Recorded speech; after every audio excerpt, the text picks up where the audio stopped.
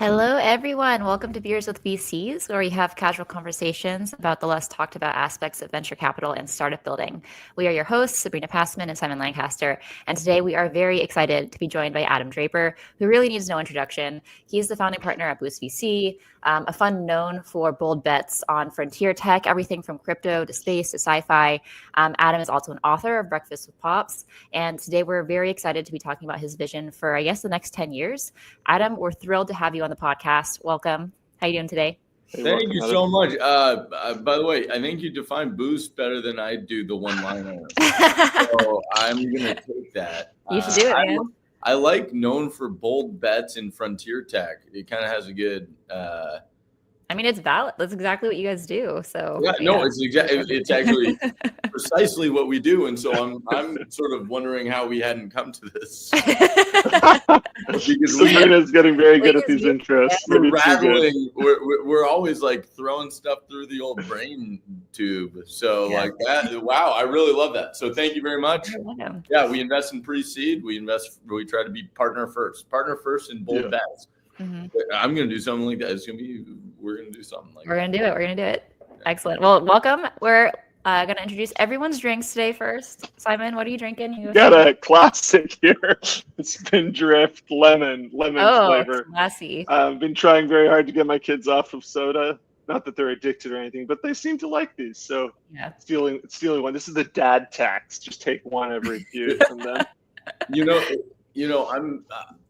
We consume so much CO2 now that all these waters have CO2 in them. Like they're like 40 different brands of water with carbonation.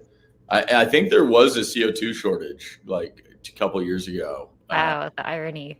I wonder if the CO2 does anything to our bodies. Maybe that's why my skin's better. Or just like big water blobs. We're blobs. Now it's carbonated water. Carbonated water blobs. 80% spindrift. Yeah, excellent. All right, Adam, what do you got today? I got actually, surprisingly, this is not what I get every morning, but I normally get nitro cold brew, but this morning they didn't have nitro cold brew. And so from Starbucks. I do it almost every morning. I go down. Now I'm a regular, and wow, they know you. That's when you know. Oh my God, they know me, and I don't know if I feel good or bad about it, but they know me. Yeah. And they come in, and it's like, "Hey, Adam," and it's always around like 6:30 a.m. And they're like, "Yeah." That's awesome, though. Yeah, it's cool to be a regular at a place. I feel like. And they're like nitro cold brew, and then this morning they're like, "We don't have nitro cold brew. It's out. We're out of cold nitro shortage." Yeah, dude. Oh man, all the gases. Where are they going? Yeah, they're just taking them out. So I got classic, just black coffee. Lame. Oh, well, hopefully it's still delicious.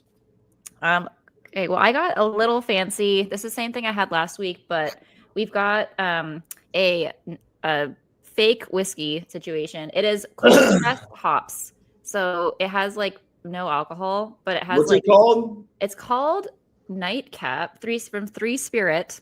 It's mostly water and maple syrup, if I'm being honest, but they say that they have extracts of hops, lemon. Those are like so incredibly popular at some point, and maybe they're very more popular now. I don't know what's happening, but yeah, it's not bad, honestly.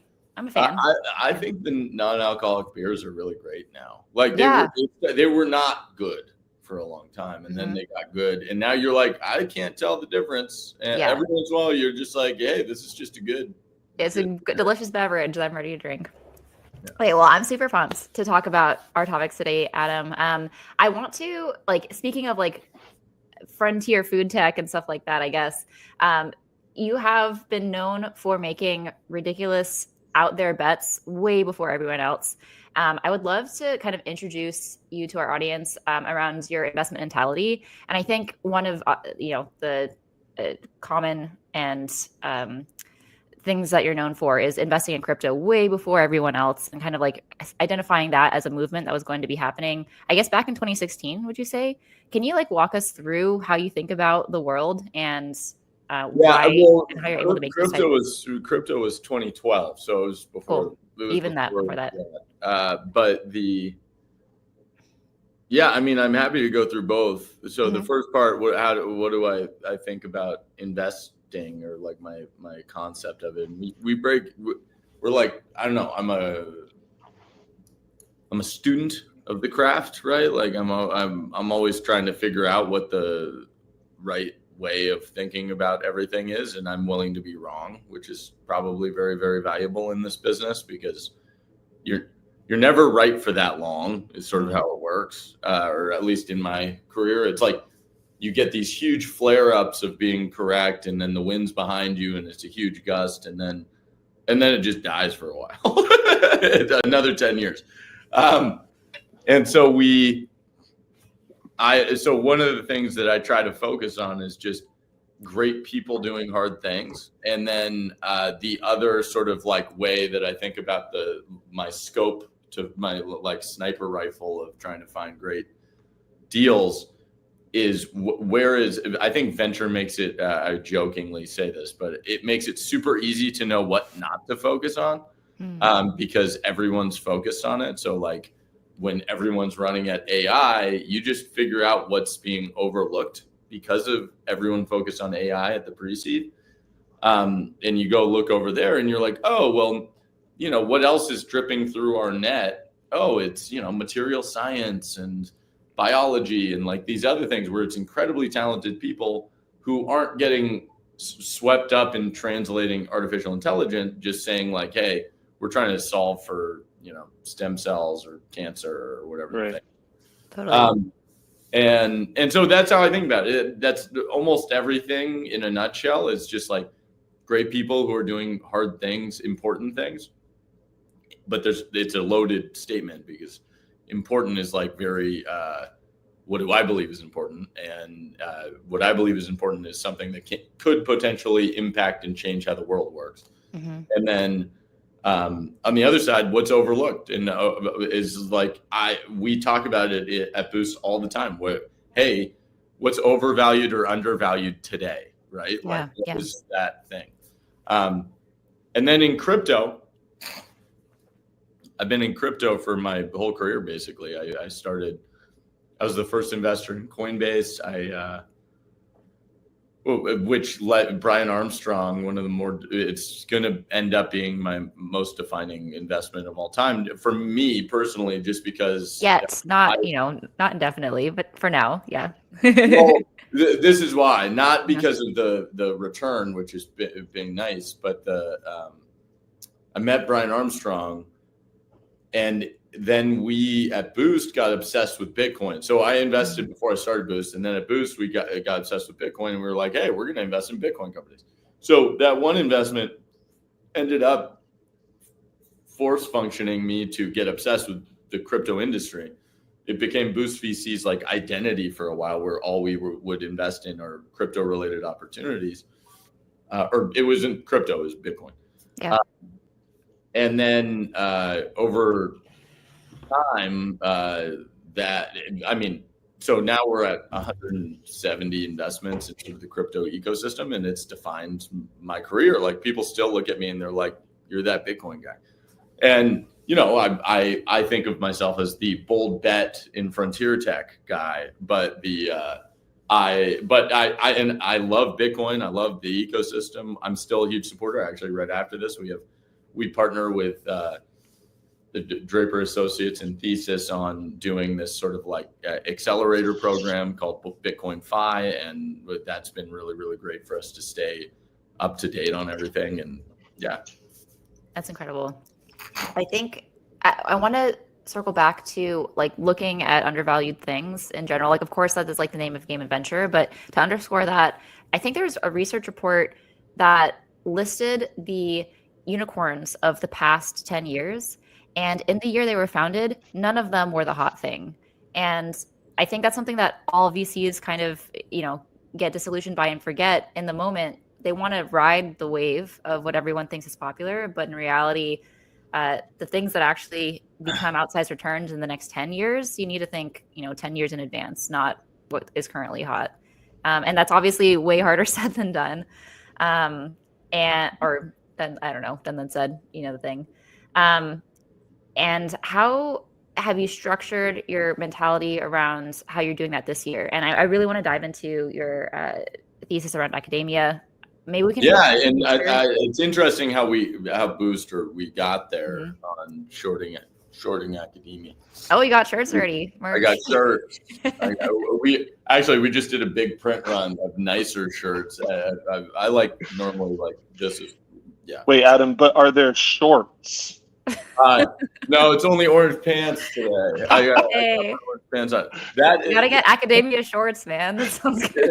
Something for the summer party this year. Oh my gosh, that's brilliant. It just says academia on it, and so it's like a short academia. Oh my god! You guys make a line of things that you're gonna short, man. It's amazing. Let's do it. So on the first part of what you were talking about, what I will say is that has been my experience is if you think about when I angel invested before I sort of transitioned into managing a fund, by nature of how venture works, the filter of venture capital works, if it's a classically great idea, it should be funded by the government, a big corporation, or a classically like well-known venture fund, right? Just by nature of like history, that's how it should have been done. And so as a pre-seed investor, you're kind of left with the leftovers. It's whatever gets through that net is what you're looking at. And I, first off, just love that because that there's a risk in here that no one else was willing to take. And so I always say that venture capital or early stage venture capital, everything I talk about is early stage venture capital, not Series A and above. Early stage venture capital, it's about it's not about not taking risk. It's about knowing what risk you are taking, and knowing that someone else wasn't willing to take that risk is like my favorite thing ever. It's like, hey, I know they wouldn't do this because of X, or I know they wouldn't do this because of Y. And so my favorite deals to do are the ones that get rejected by everyone else. Like non-competitive, they fall into they're like, they are really looking for a partner. Yeah. Like after being rejected by 15 people, they're really looking for a partner. They figured out how to get to 15 people. That's normally a good sign. Like, hey, they got to 15 other people, 100 other people. And so that's sort of like how I look at the overvalued, undervalued era of things. Like my early seed investments, all of them it was like Coinbase, Benchling, Amplitude, PlanGrid. And I think 3 out of the 4 didn't successfully raise their seed round. Like it was, Sendwave. Oh my gosh. So 4 out of the 5 didn't successfully raise their seed round. They all raised, I think, less than half of what they were planning to raise, most of them. So Coinbase raised $600K instead of 1 or 1.2. Do you remember what the valuation of Coinbase was, Adam? Yeah, it was $10 million. Oh man. And you know why he said it at that? It was hilarious. His friend Alex Mittal, who ran something called Funders Club, which was sort of a platform for not crowdfunding. It was like a platform for access to investments. He set his valuation at 15, and Brian looked at that and was like, "Hey, that seems a little high." So I'm going to do 10. It's amazing. I have to interject here with something. So when Sabrina and I started building this firm, one of the things we did was attend.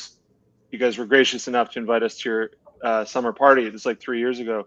And we were on the fence at the time about continuing down the accelerator route or becoming a VC.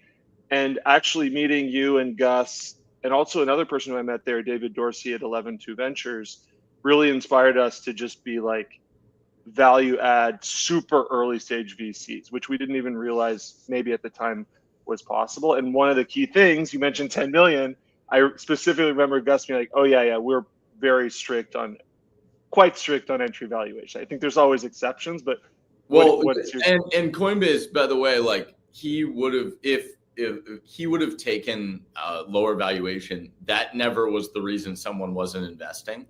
Like it was, hey, most people weren't investing because they're like, you're dealing with like this Bitcoin magic money thing. Like, he had 100 investment meetings, and I think on first meeting and investing, I was probably one of one that invested. Like he already knew it was Gary Tan, me, and two other people, and so like I had never heard of Bitcoin. So on a first understanding of Bitcoin, that was pretty great. I think the things that drip through, it's where people feel a little uncomfortable because of some movement that's breaking the social fabric. And Bitcoin was obviously one of them. It also was coming at a time that like 4 years prior, it's interesting to think about timelines also. Like 2008, there was the financial crisis. Coinbase, 2009 is actually when Bitcoin launched. 2011, 2012 is when Coinbase started. So there's sort of this time frame of like development of the new technology that gets you a little further along. I think we're in a insane phase of awesomeness right now. And there's a lot of opportunities that people aren't willing to like bet on right now. And my car drives me to work. I got a 3D printer. If you haven't used ChatGPT's like image creation stuff, oh my gosh, like I literally am just like sitting there staring at my screen. Like I haven't had this much fun using a product in a really long time. It reminds me of like Napster. You're like, oh, this is why I have technology, right? Oh, this is the thing. Yeah. I just think like rocket launches are launching every day. It's like, hey, suddenly we got to that point where like we're in the future and now everyone's like looking for new imaginary, like we're looking for the next wave of imagination to capture it. I think it's super exciting right now. That's my other part of it. I completely agree with the excitement around all of the advancements that are happening. It feels like for the first time we're actually living in the future that we've all kind of like thought of, I think, as kids. I really like the timeline of a crypto that you kind of painted, though. It's interesting that you came in certainly way before everyone else, but still, I guess to your point, there was a little bit of development that happened between like 2009 to 2012 that allowed it to have a solid, I guess, base for the, I guess, infrastructure was already kind of set in place for it to really take off later down the line. Yeah. Is that something that you have as a criteria for your investments? Like you want to invest in the frontier, but there has to be like a whiff of something like solid within the thought, or are you also, is that not a barrier to entry for you? Timing hasn't necessarily been my strong suit. It's just because I sometimes show up a little like way too early. It's kind of like being invited to a party that's on Saturday and you showed up on Thursday morning and you're like, You get the party started though. That's what happens. And you're like hanging out, like they're cleaning up to get ready for the party. They're like decorating and you're kind of like, that's the, virtual reality is starting to feel like there's a real substance there as a business in VR, but we've been there for 8 years and like, you can be early, like it's a thing. And so when we believe, though, we try to stay high conviction. And, the more I'm in the industry, it's like we try to attract these frontier markets, these people who are playing in these frontier markets that are undefinable in a lot of ways. But the most important thing still is the founder. And so it's like at the end of the day, we're like the reason we brand in such I want to attract all the biggest ideas into my net. Like that's my goal. And then what we want to do is just find the people who really are seeking partnership and that we can have an impact on, or that, every once in a while you just see a deal first and you're like, I'm thankful I saw it first, right? Like, hey, great. No one else saw this. Don't let anyone else see it. And, we'll do the deal. Yeah. And so I think it's not a criteria of mine. I think every once in a while, when you can tell if it's way too early. I think right now there are a lot of interesting things where it's there are people who are really paving the frontier path in humanoid robots and what's another example like this? Anything space tech, I feel like. Yeah, and it's like it's kind of otherworldly how far out those things are. But there's going to be so many breakthroughs because they're charting that path around the sides. And so I think it's, if it's not our job to be like, no, you couldn't do that. It's our job to be like, hey, if it works, like that'd be awesome. Please do that. Yeah. And so I think if you are able to suspend your own disbelief of a founder who's saying something crazy, you actually do pretty well at the early stages. Mm-hmm. They learn the language to rationalize later, but at the beginning, it's like the crazier it is, like the crazier they can convince themselves they can be. Totally. And the coolest part about that too is I think in venture today, it's very hard to find true moats, especially as everyone's chasing AI and like AI tangential technologies. Everything can be copied now in such a short period of time with like, almost no time resources. And the way that you are investing inherently you are picking things that have a moat because no one else was looking there and no one else wanted it. And so, by nature of that, it seems like you want to know the thing that was great that I lucked into was full fortune favored me in the crypto market because by nature of no one else being there, I became the most knowledgeable investor in crypto, right? Which is like, crazy. So, I have people reaching out to me. I got people, calling me from all over the world, just being like, hey, what do you think about X or Y or Z? And I'm like, I'm figuring this out too, guys. But this is what I know. This is how I think about it. Totally. And so I think going into markets where it's so early and it's undefined and the word isn't really there yet, if it's important, if you know that the change is big enough, you get to be I don't like the term expert, but you get to be sort of this, you've been there longer, so you have more knowledge in the space than anyone else. Yeah. And that's really, really valuable. You become a gravitational pull for other investors and entrepreneurs of that industry. It's great. I mean, that was just luck though. Yeah. No, but it's if it's a repeatable strategy, it's super fantastic because and it is repeatable, but you do need to pick crazy things and be willing to be wrong quite a bit. Yeah. So speaking of crazy things, I would love to understand your academia's overvalued thesis. And maybe we start with painting the picture of what drew you to that thesis and the current environment surrounding that. Yeah. We got here two different ways. So the first way was crypto. So like Bitcoin and crypto was adopted on actually a very linear creator class curve where it was the first people to adopt Bitcoin were idealists, and then it was computer scientists, and then it was like the finance person who understood how money worked. So people who traded. And then it was people who needed new business models and they suddenly had this new thing they could play with. And then it was entertainment with NFTs. So NFTs, people sells an NFT for $60 million, like a bunch of that sort of thing. And so that was the last rise. So 2018 to 2022 was sort of like, or 2020 to 2022, I should say, was sort of this NFT craze where you were able to speculate on art and artists were making money, and it was great.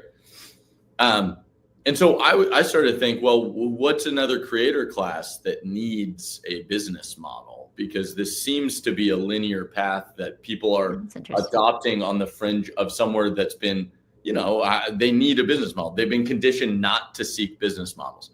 Artists had been conditioned not to seek business models. And I ended up just thinking, well, you know what?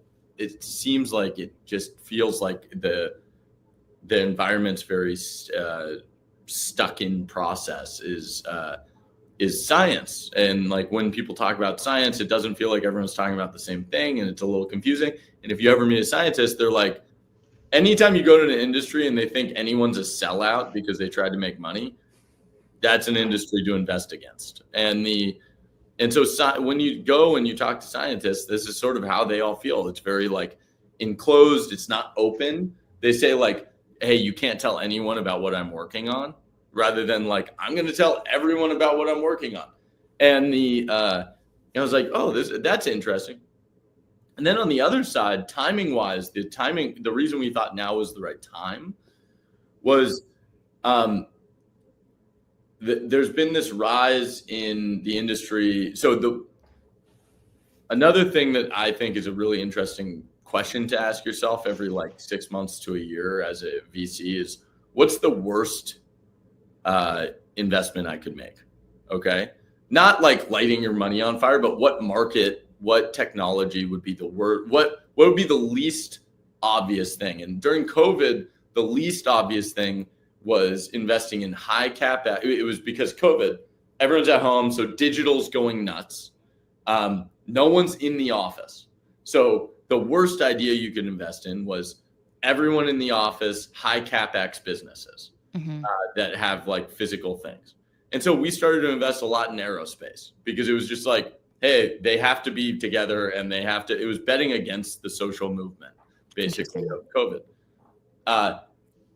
I think, so then we watched that, and right now we're sort of living in this time when a lot of things are getting like really popping in aerospace. So it's like, you know, we backed a company that does nuclear. Just, the US government just released like, this is the next 10 years of nuclear. And like, we're like, what? 6 years ago, everyone thought that was a stupid idea. And so that's one thing to think about. And now that feels like a market that people want to invest in. So what we end up doing with our net is figure out, well, hey, what else are we catching in our net that no one else wants to invest in? And COVID actually drove a lot of money towards bio, and then everyone lost their money. And so it killed bio investing for like the last 2 to 3 years. And so we've started to just see these incredibly talented scientists who don't know how to, you know, figure out the investor space, the capital market space at all, but they're incredibly talented and they are at the forefront of all the breakthroughs, mRNA sequencing, CRISPR. Like, we're about to live in the future of this new bio world. And the two other things that have happened are AI and Ozempic has standardized you doing like stuff at home, like people doing medicine to themselves at home. Same with COVID vaccines standardized that. And then the rise of AI enables new opportunities. And so we started to do this. We were like, why are we seeing so many bio deals? We are not bio investors. Like, whenever you're feeling that, you should start to be like, okay, well, we should lean in a little bit. So we started to lean in. We just realized all these brilliant people were not allowed to do the science they wanted to do inside of their academic lab.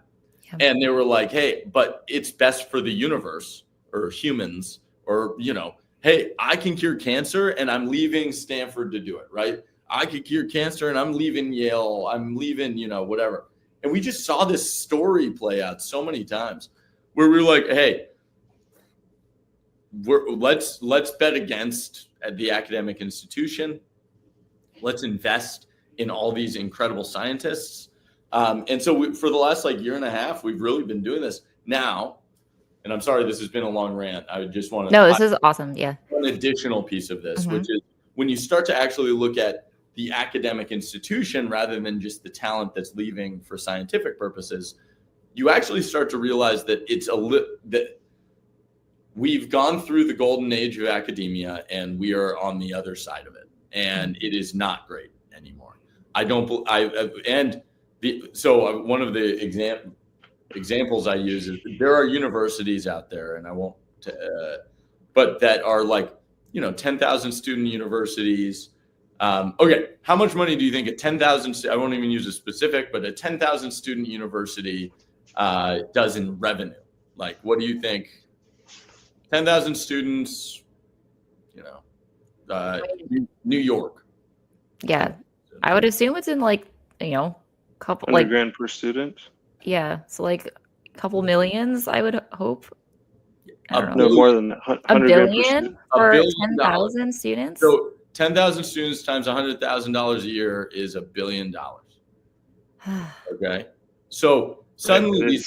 these nonprofits are really businesses. Like I'm in the wrong business. I started to research the academic institution, and I was like, maybe I'm in the wrong business. I can definitely make more money in being a university, right? Like I'm like, this is like no Or way. in disrupting them. Or disrupting them. Let's do it. And so, well, I also think so. They got a little. I think the universities have gotten fat and complacent, and like they aren't moving as fast, and they forgot who the customer was. Same thing with the banks in 2008. Forgot who their customer was.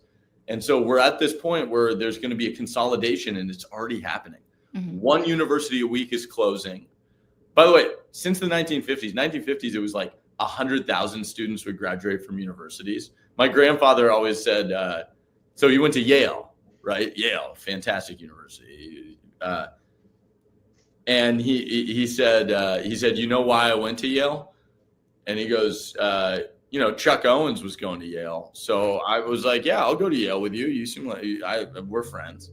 Like, that's such a ridiculous concept to me that like, just because my friend was going to a school, I would go to the school. Like, how is this system so broken that I think that's crazy? Mm-hmm. And so 100,000 people used to graduate from university every year in 1950s, 1960s.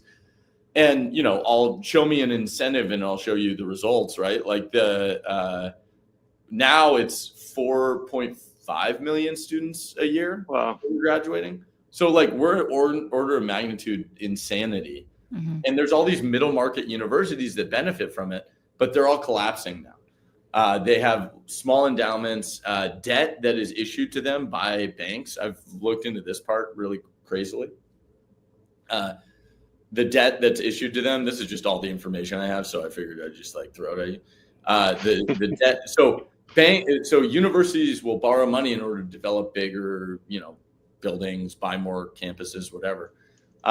But you get that debt based off of admissions going up and donations going up. And so recently admissions has gone down a lot across the board and donations have gone down. There's these wild articles of like Princeton's donations, which is a $45 billion endowment. Princeton's donations being at like an absolute low because they don't care because the endowment's so big that if you're, returning 10% a year on a $45 billion endowment, you're getting $4 billion a year, right? Mm-hmm. Like that's just wild. Mm-hmm. So there's a long way of saying, I think there's going to be a huge middle market collapse of a lot of universities, consolidation to the well-known brands and bigger endowments.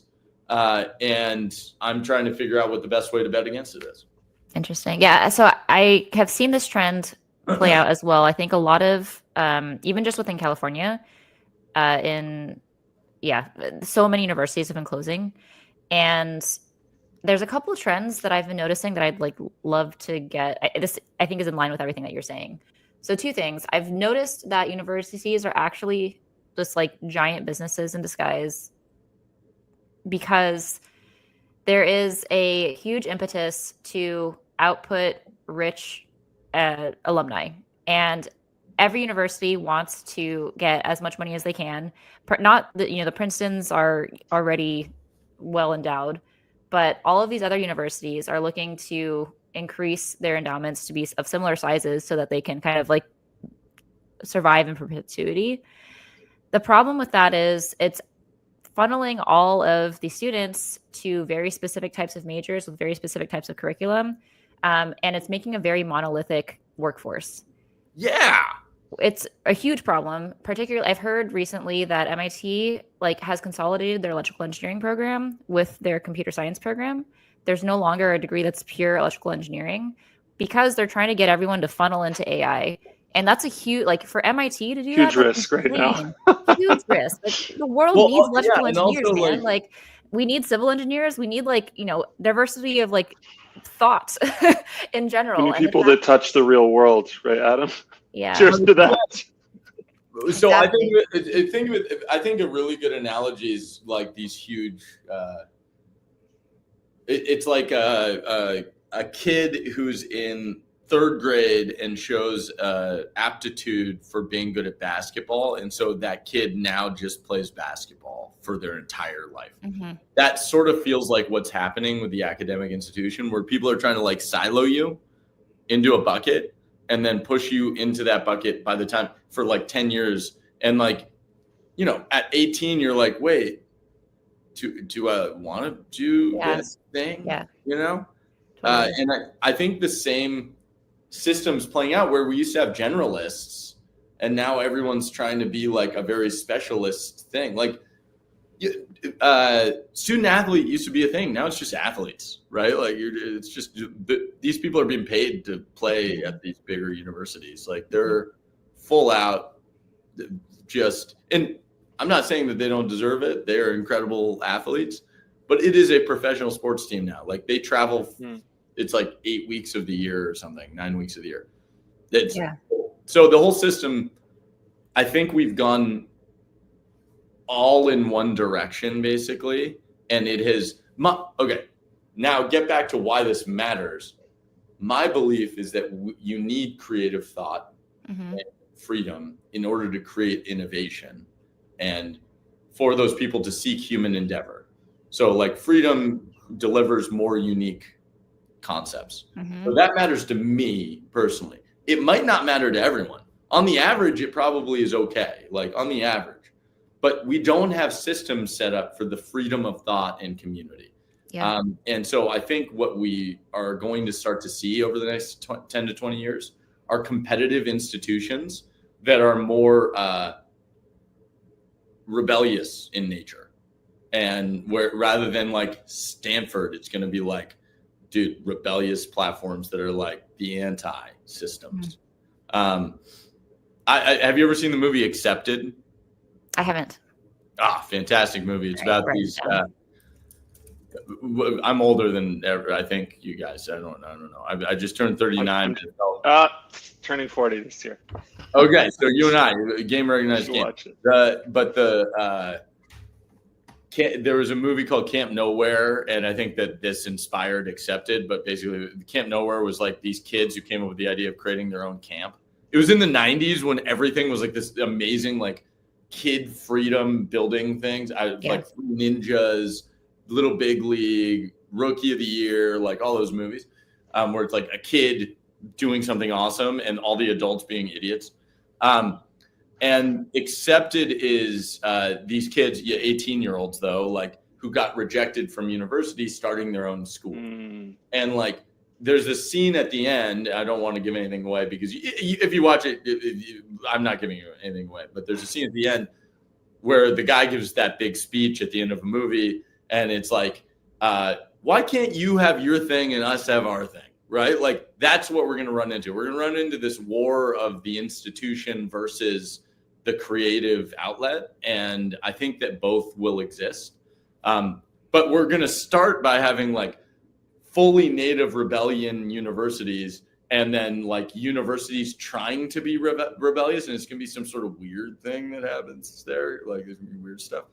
So I don't know. I'm excited. Actually, I mean, I don't even mean to pitch this, but my dad started Draper University, and it is the anti all the other stuff. Like it is, there's no curriculum. It's fully just about enhancing your ambition and creativity. And like, I didn't know it really did that until recently, where I was like, I looked at it, I was like, wait, this is like everything that schools don't teach you in a little bag. And then they go off and they're just ambitious. They try anything. They realize the world, it's like convincing people that the world was just made by people. It's like real life. Yeah. And like, it was just made by people and everyone's just trying their best.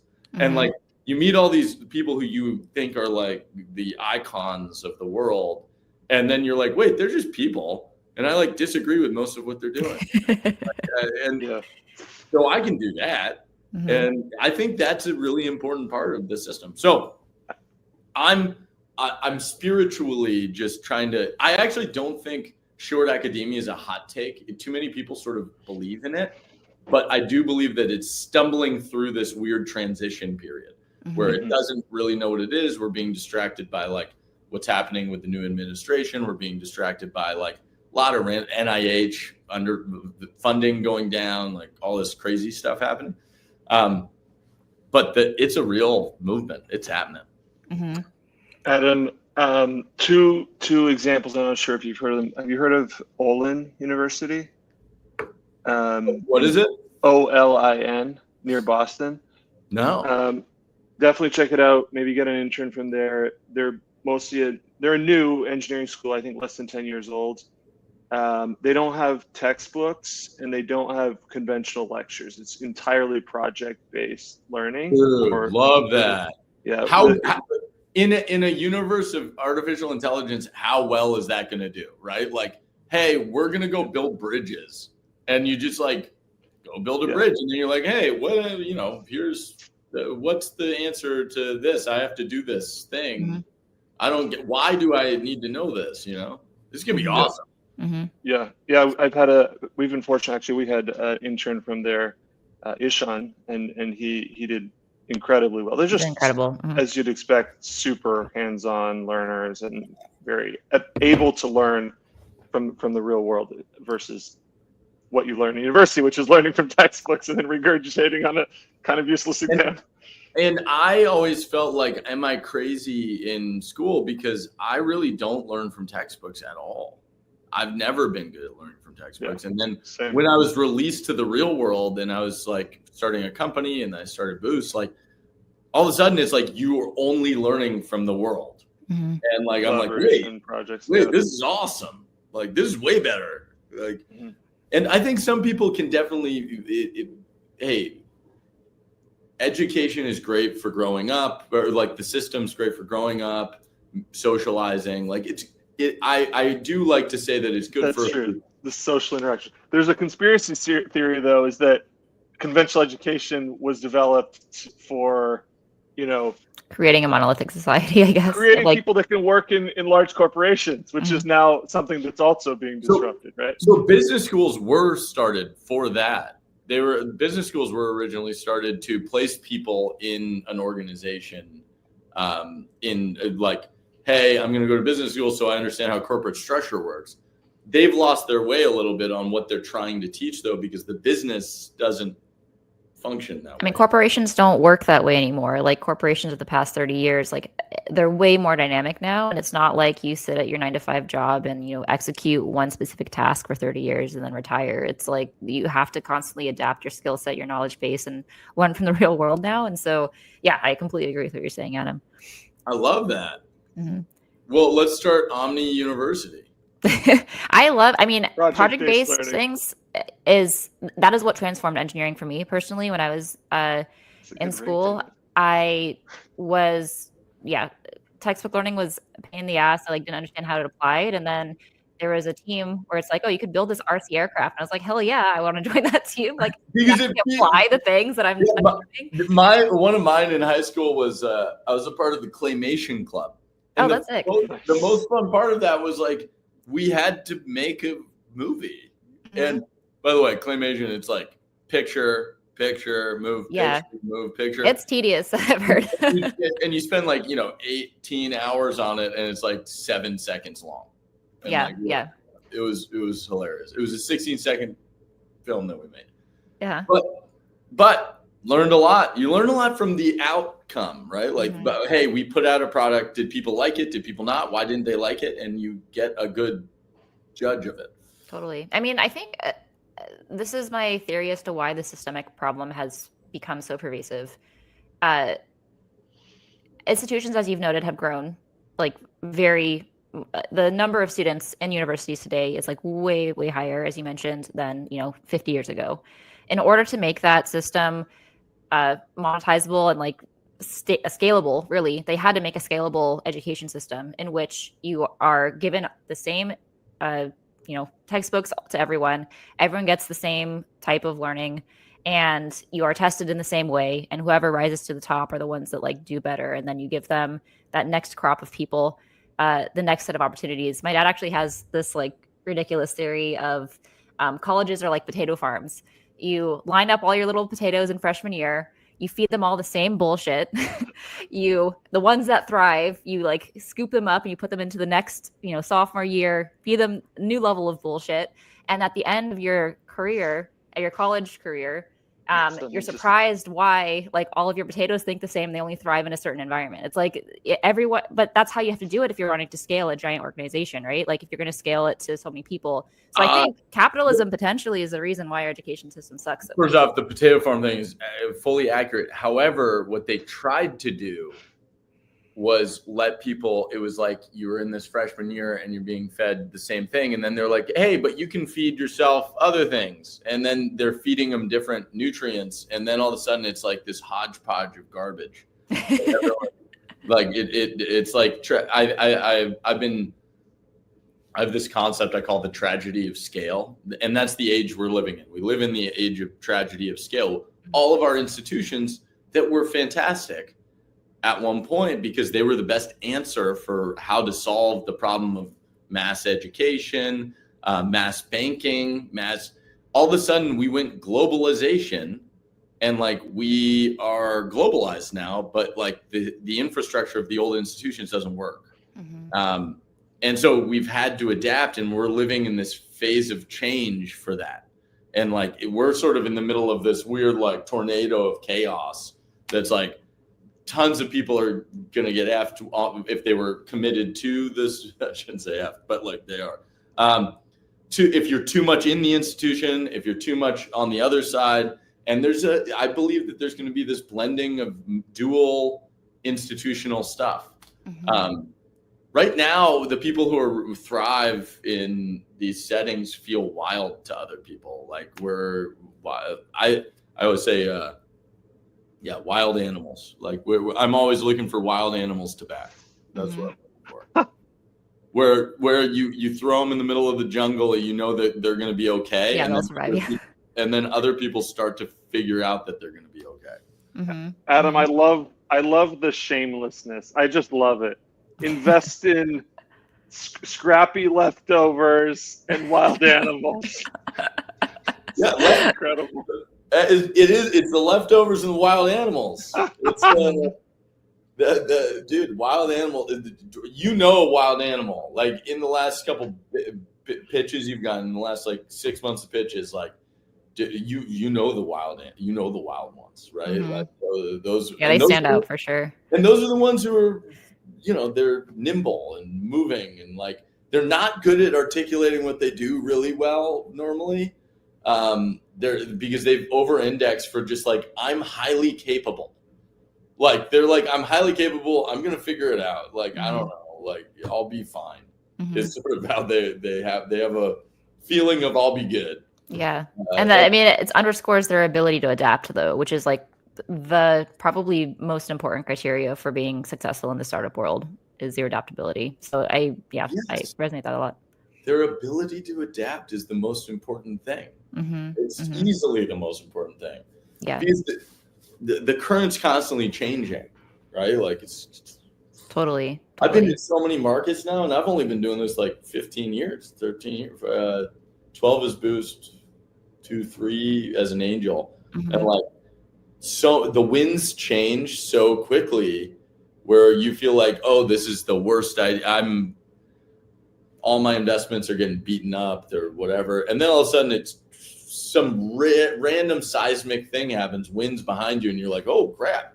You got to catch the wind. I'm brilliant. Yeah. Everything's good. Exactly. Yeah. In our business, you can never think that it was brilliance that gave you what you got. Like It's all, you need to think, hey, I worked hard, I got fortunate. Like I couldn't have predicted. Some of the ones that are big successes in the Boost portfolio, I could not have predicted that they were going to be big successes. Like you just never know. Yeah. Hard work generates the most luck, Adam. That's like one of my favorite quotes. It's so true. Mm-hmm. So I think I have 2 questions about what all of this academia picture means for like the next 10 years of investing. I think there's 2 different things that we've identified.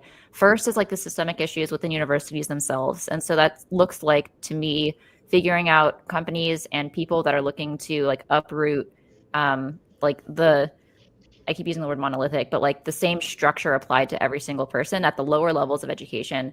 The other side of it, which I think you alluded to, is the research part of it, of, institutions that are funding research, and people want to make breakthroughs in different areas of science, but their institutions are blocking them. So I think those are like kind of like two different areas within the thesis that you can kind of focus into. Is there an area that you're more excited about between those two? First off, it's really good that you define the two different categories, and it's all, the problem is the same, right? Like the actual institutional issue is a systemic one at the bottom, but it is divided up into where the solutions and where you make money, which is something that I think about, right? Like, where would I make money in doing this? Yeah. My goal from the beginning of this was still back great people who are building bold things, right? Like that's essentially the thesis. And so where you get benefit right now, the most people are leaving that research facility, right? Like that's where most of the things are leaving. And in order to short academia, I'm really just long great people. And so like, I'm not, I've never been someone to like create a credit default swap and bet against. And every time I think about doing it, it just doesn't like fit my framing of the world. By the way, you could theoretically do that. There are something called higher ed bonds on the publicly traded bond market. Oh, really? Yeah. And it's, and I do actually think it would not be a bad bet on a 2-year time frame, but I can't bet. Like, I don't know when, and I don't know how those bonds get structured, but you could theoretically do it. I got deep on this. I sort of went too deep. Yeah, ChatGPT is really great for this type of thing, by the way. That deep research feature is pretty good. It's solid. So then there's the other side that's sort of like the systemic, like, what do we get out of college side? And I think that the thing that's going to happen. So one way that you benefit if let's say I'm right, and I'm happy to be wrong, but I do think I'm correct that the middle market of universities is going to completely wash out. We still need skilled labor. So like, where is that skilled labor going to be going? And a lot of real estate's going to go up for sale, right? Like at the end of the day, where you could benefit is probably buying a bunch of real estate for real cheap. If there's 6,000 universities in the United States, and I think there used to be like 400, which shows that it's just a great business, right? Like, I'm going to follow the way to make a bunch of money. And so one of the ways is you assume that 3,000 of them consolidate to 2,000 universities, and then the middle 500 basically get washed out. Hundreds of thousands of acres of real estate go for sale because with great infrastructure and buildings and like all this stuff. And right now, how it works is it's a private behind closed doors deal. The universities will actually buy other universities for nothing. It's like absolutely, it's what they'll do is one university with a bigger endowment, let's say it's $1 billion endowment. And then there's a smaller university that has 40 acres in wherever, let's call it upstate New York. And they're relatively close. And the bigger university is like, hey, I want to grow. And this university is like, oh, money's not really working for us. They'll actually just do essentially a trade. And they'll say, hey, we'll give you a $50 million endowment. And we'll take on your debt, which allows them to have more kind of leverage when they go in and negotiate for more debt from the banks. So essentially, they buy 40 acres in upper state New York for free because it's still their. They didn't pay. They control it. So now they control their $50 million endowment that they created. It's like a wild thing. Yeah, that's the consolidation. The problem is it's not open. That's the issue. So sorry, to focus in, I get distracted by the details a little bit. Focus in. If you're short academia, one way to invest is to support great research, and whether that's research that's going to be commercializable or research that's just important to do. I think those two things are just going to be really, really like crazy ideas, out there concepts. like I've thought about just starting a little lab that like does this. Yeah, that's what I'm saying. Like the benefit of going through research institutions, because they have, all of the equipment that you need in order to make those breakthroughs. So if you have like a private institution that people could go to, it seems like that would be honestly critical for them to continue their research in a meaningful way. So yeah, I've considered. So my dad started Draper University of Heroes. Of heroes. So I was considering Draper University of Villains. And like where it's like all the like deranged scientists who are like, oh, that's awesome. Like Dexter's Lab situation. So I think that the lab equipment's the gating item. I believe that over the next 10, 15 years, you will be your own doctor and like you will be able to diagnose yourself. Specialty doctors will matter a lot. But I think that overall, I'll be able to do my own lab work, and that's going to be crazy, right? Like, how insane is that world where I'm in my office and I'm like, I'm not feeling that well, and I'm like, looking at my lab stuff, my computer's doing things. Like everyone's going to be able to do that. That'd be wild. It would definitely change I wonder if that would be like a burden or a benefit to hospital systems currently. So competition is what breeds better user experiences, I believe. And the problem with the banking institution in 2008 was it had no competition. So it just toppled over itself. It has Bitcoin now. And Bitcoin is, if you're like, hey, I don't like what my bank's doing, you buy some Bitcoin. And you are choosing not to be a part of the system. And that has driven, I believe, that because Bitcoin exists and this ecosystem exists, banking has gotten better. I believe that they have actually driven better products, better lending, better trust because this other thing works. Same thing for universities. I think if you create competitive labs, competitive systems, competitive whatever, and we start to become the competition individually for these big institutions, it will just drive better. Like it's not, I don't think I'll be able to do everything. Like I hope that bigger institutions are doing the research. Like doctors don't even do the research anymore. They're not the ones who are like actually doing the lab work. On the whole, some doctors do. They want to stay up to date and all that stuff. But the institution is blinding everyone to how the system really works. And a lot of doctors, I think that they're just like, patient care. They're trying to triage. Yeah. There's boggled down in like the, mundane, but like easier, faster cases to diagnose. And they have to do all of that on their paperwork first. And then they have no time to actually think about like the harder problems. The same thing that in our thesis, the manufacturing, same type of stuff. Yes. Manufacturing is a great example too. Completely. I think tragedy of scale is everything. And it's about which dominoes are toppling and where technology, who can be I like to be one of the people who's like put their finger on the first domino. Like I like to be like, this needs to topple over. Let me push it over, man. Yeah, that's wild. Okay, there are so many more topics that I would love to chat with you, Adam. Unfortunately, we're at the end of our hour. To wrap up, I would love to ask you, who has been the most influential person in your career to date, and why? I'm going to give, just for this, I'm going to give 3 answers because I think it's really... Always breaking the rules. That's something I've learned from the first of my list, which is like, it would be very difficult. My parents have been incredible influence on my life. My dad has been like,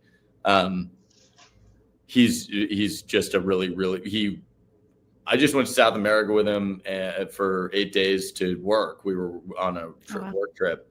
And the reason he's been so successful is because he works harder than everyone else. And I learned that because I was exhausted. Like it was 8 a.m. to midnight for 8 days. And I was just like, holy crap. Like this guy got a kidney removed a year ago and he's just like pumping. Yeah. So hard work does. So I would say a lot of my frameworks, a lot of the enthusiasm, a lot of the spirit of how I treat entrepreneurs, like that's been sort of honed in by my dad, but also like zest for life, how I'm a dad, like all these different things. And it would be and I would say my dad and mom's partnership has been an incredible inspiration. And like, I just think like it'd be hard for me to say who my heroes are, who have defined me as a person without saying my mom. Yeah. Oh, that's wonderful. How else I define this question was sort of like in my career, what has been my most defining investment, and then who took the biggest chance on me. Mm-hmm. And so those were my three. It was like mom, dad. Second, I said this earlier, but Brian Armstrong has been an incredible, it's not like he's been a great example and a meme for me of, he defined my career. Like I'm looking at decentralizing science and like all this stuff because I got obsessed with Bitcoin, which was led by Brian Armstrong at Coinbase. Like I can't like unpackage my success being driven by my curiosity being driven a lot by this one investment. And it ended up percolating to 550 investments in Boost VC, which is an amazing institution now, and like all this stuff. I just went through this moment the other night where I was like, wow, Boost VC is like a thing. Like it's fantastic. Only now you're realizing. Dude, it used to just be me and Brayden, and like, we were alone in a cave somewhere, and and like no one cared. And then like, I went to this event the other night and I was like, oh man, none of these people are here for me. This is pretty cool. Like the spirit is there, which is really nice. And the third is the first person who took a real shot at me. Lots of people take, I will say I'm thankful to any partner I've ever had and all that. But the person who took the biggest shot on me was in 2015, 2016. It was career-wise. There's a guy named Shamez Kanji, and he was it was just, maybe it was right place, right time. Maybe it was, like the universe just brought us together. But at the time, Boost VC was not, we were financially in a tough spot. We were needing to close our fund. You guys as fund managers probably understand this better than most, but like, there was a really tough time for us. And we were pitching a Bitcoin VR fund. No one wanted Bitcoin. No one wanted VR. Neither of these things mattered. And he took this shot on us from a bigger institution with it didn't, like, looking back, it made no sense. Like, I look back and I'm like, how did you take this shot? And he has just been such an incredible partner to me. And that institution has been an incredible partner to us, that I'm just incredibly thankful to Shamez Kanji. He's been a good guiding light for me. Like, I sometimes get bogged down in very specific things, and I sort of jump all over the place and try to do everything. And he's like, dude, do the thing. Yeah. And I wrote a book about my grandfather, so I should probably say my grandfather. So totally, yeah. I think that I'm a result of a lot of different, just amazing people. Mm-hmm. So that question is difficult to stay in the line. Totally. No, I have so much respect for all the people that have, for calling out for all the people that have really helped you along your way. And I think it's just also like my sister, my brothers. Yeah. Like everyone who defined me, but if we're talking career focus, yeah. I mean, I wear orange because my older sister was like, at the beginning of her career, was wearing pink. Like, I basically was just like, hey, I need to own a color. Like, that was a good idea.